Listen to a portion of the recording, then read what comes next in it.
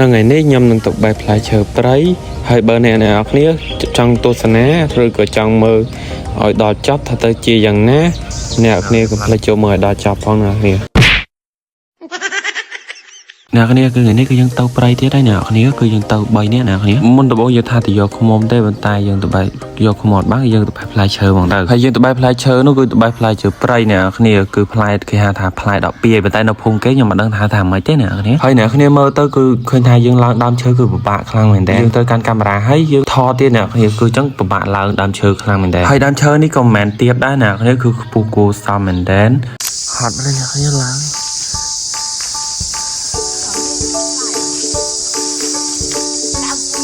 ហើយអ្នកគ្នាយើងបានឡើងមកដល់លើអ្នកគ្នាគឺផ្លែនោះនេះមើលទៅក្រហមទុំឆ្អិនចាមែនតើអ្នកគ្នាឃើញក៏គ្រាន់តែឃើញក៏ដឹងតែស្រក់ទឹកមាត់ដែរអ្នកគ្នាព្រោះអីទុំក្រហមមែនតើគឺមិនងាមួយមិនរកភ្លៀងដែរអ្នកគ្នានិយាយពីទេសភាពវិញម៉ាច់ញាក់សាច់អ្នកគ្នាទេសភាពខៀវលងងាត់អ្នកគ្នានិយាយថារឿងទេសភាពនឹងស្អាតខ្ញុំអាច10លើ10ហើយនេះមើលនៅក្នុងវីដេអូស្អាតប៉ុណ្ណឹងចុះទម្រាំតែមើលនៅក្រៅវិញដឹងតែស្អាតហើយអារម្មណ៍ relax តែម្ដងអ្នកគ្នាដឹងតែ relax ហើយអ្នកគ្នាមើលផ្លែទៅទាំងចង្កំគឺទុំ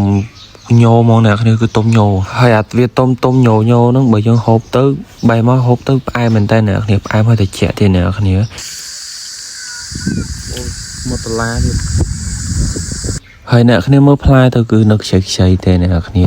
អាខ្លះយើងហូបបានអាខ្លះក៏យើងហូបអត់បានអញ្ចឹងទៅហើយនិយាយពីថាបងអូនខ្ញុំវិញបានមកបេះផ្លែនឹងនិយាយថាសប្បាយចិត្តដល់ហើយអ្នកគ្នានិយាយពីថាហូបនោះហូបហើយអ្នកគ្នាហើយមិនអោយហូបយ៉ាងម៉េចបើផ្លែយ៉ាងហ្នឹងឯងផ្លែឡុងកដាញ់អ្នកគ្នាគឺផ្លែមើលចកំគឺ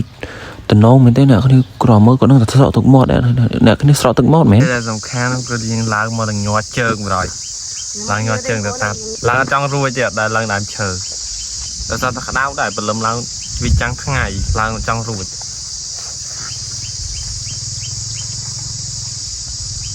ផ្អែមអ្នកគ្នាផ្អែមហើយនៅជាបណ្ដោយអ្នកគ្នាផ្លែចកំហ្នឹង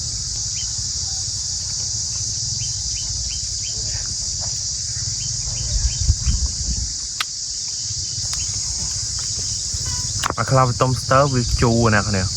ហើយអ្នកគ្នាក៏លេងមកមើលបងអូនខ្ញុំនិយាយពីថាបេះដាក់និយាយពីថាមាត់អញខ្ញុំខ្ជិបតែម្ដងអ្នកគ្នាឲ្យបន្តបានមកបេះវិញនិយាយពីថាសប្បាយចិត្តអ្នកគ្នាណានិយាយពីថាមិនឲ្យសប្បាយចិត្តមិនបើផ្លែយ៉ាងនេះផ្លែច្រើនមែនតែនគឺមានទាំងក្រោមជើងក្រោមអី